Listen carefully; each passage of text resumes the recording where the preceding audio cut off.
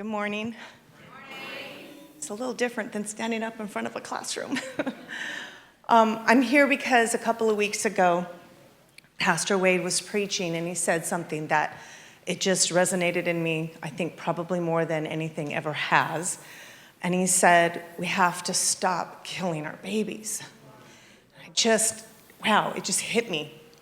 And that evening, I shared a story that was shared with me many years ago. It was a story that I'll never forget, but I think that the story needs to be shared.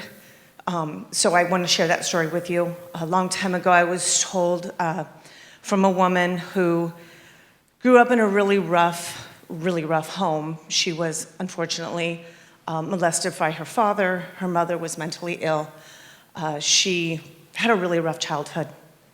And so at the age of 16, she was forced to quit school, never went past the 10th grade.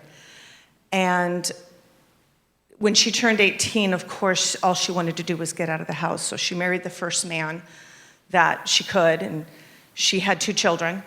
And a marriage didn't last very long. She was divorced. And she found herself divorced in a time when that was very frowned upon.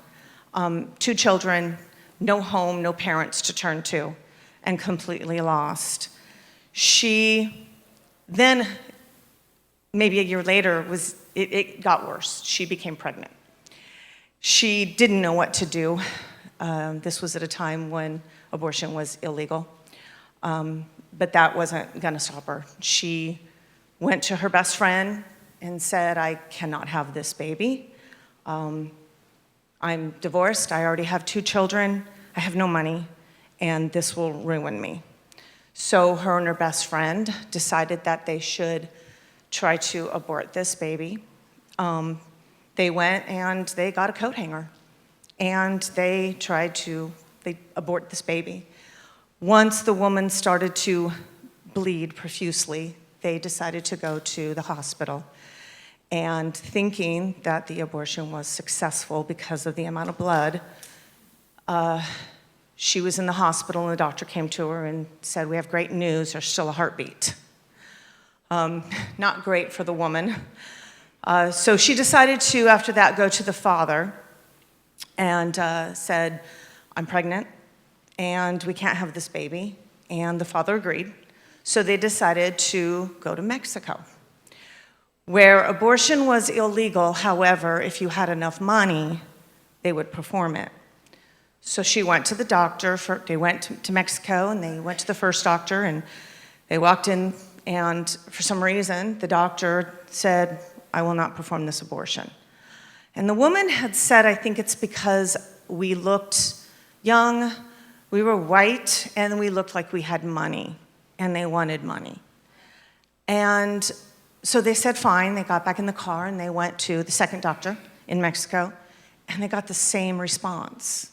No, we're not going to perform this abortion. They got back in the car, and again they went to a third doctor, and that third doctor turned them down once again. And they got back in the car and they said, what do we do? And the father said, I guess we have to get married. So in January of 1969, they got married. And the real blessing of the story was that 7 months later, she gave birth to me. And that bond between my mother and me is so unbreakable. My mom was desperate. She didn't know what to do. And she thought her life was over. And the wonderful thing about it is that no matter what you go through in your life, no matter how desperate you feel, God knows what he's doing. There are no mistakes. There are no accidents. God is the Redeemer. And although I would love to say they lived happily ever after, they did not. My father was very abusive and alcoholic. But during all of that, my mom always told me, you got me through this. The me that wasn't supposed to be there, the me that didn't have a voice or a choice. And I lost my mom 4 months ago. She had dementia. And it was really hard to watch her go through that, and I miss her so much. But the bond that we had because of what we went through, she said I saved her in more ways than one. And I remember when I was 16, she came to me and said, "Did you know that you can't get to heaven unless you accept Jesus as your personal Lord and Savior?" And I said, "No, how do I do that?" And she led me in a prayer. So this life that my mom thought she needed to get rid of, she gave birth to, and then led me to my physical life and then my spiritual life. And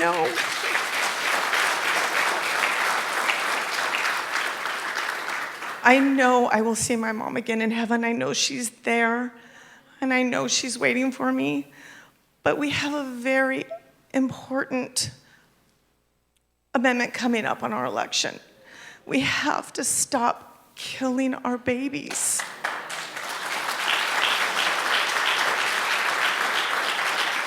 And I just want to thank God for saving me way more than once. But I wouldn't be here, my husband wouldn't be here, my children wouldn't be here. And hopefully someday you'll be able to hear my daughter's testimony, because she too became pregnant with a very wanted third child, but every doctor told her to abort the baby because it has 0% chance of survival, 0. And I won't tell her testimony, but he will be 4 next month. And there's nothing wrong with him. He's perfectly, very rambunctious 4-year-old. So God is so good, but we need to vote with our hearts. And we have to let millions of children that could possibly have been standing up here giving their testimony the chance. I didn't have a choice or a voice, but now I do. And so we have to vote. We have to stop killing our babies. That's all I'm just going to keep saying. Thank you so much.